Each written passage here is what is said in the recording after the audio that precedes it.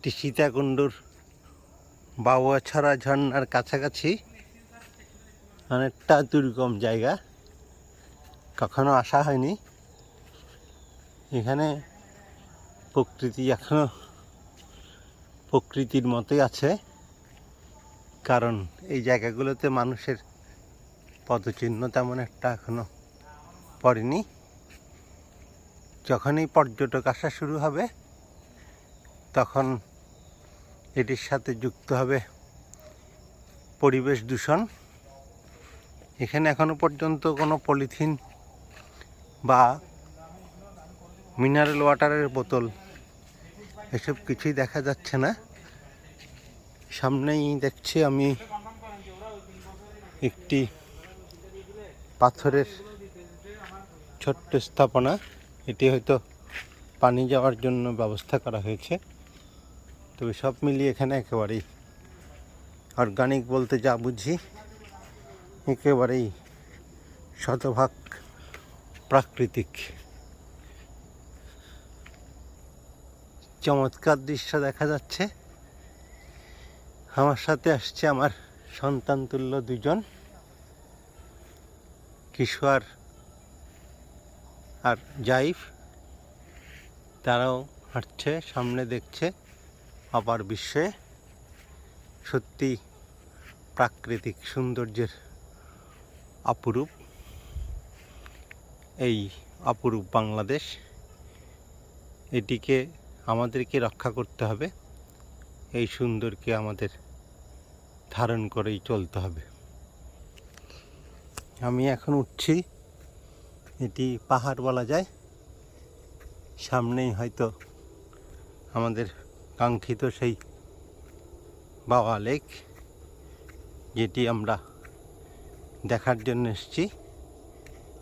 আমাদের জন্য একেবারেই নতুন অভিজ্ঞতা।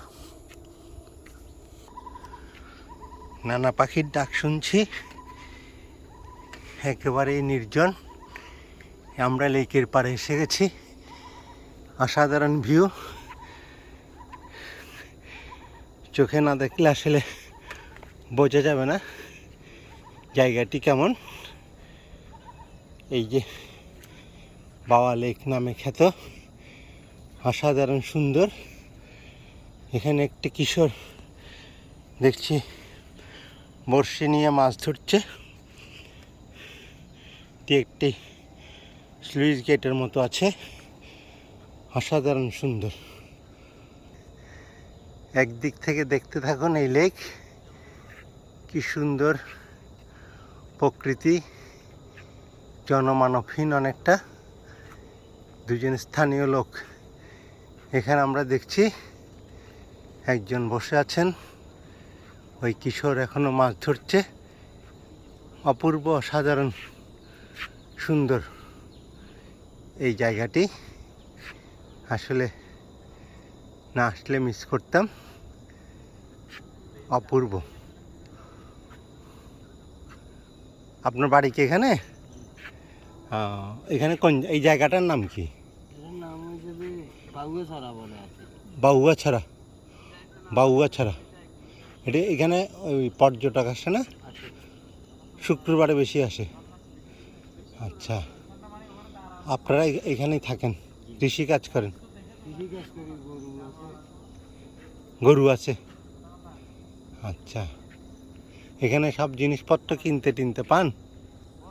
এখানে কিনে পাওয়া যায় তো আগে, এখন তো দোকানদার বন্ধ, কারণ সরকার পতনের পরে সব চলে গেছে। এখন আবার নতুন করে যারা টেন্ডার নিয়ে তারা। মানে এখানে আগে পর্যটন ছিল, ওরা চলে গেছে নতুন সরকার আসার পর? আচ্ছা আচ্ছা, এই জন্যই এখন এরকম অবস্থা। অনেক লোক থাকতো।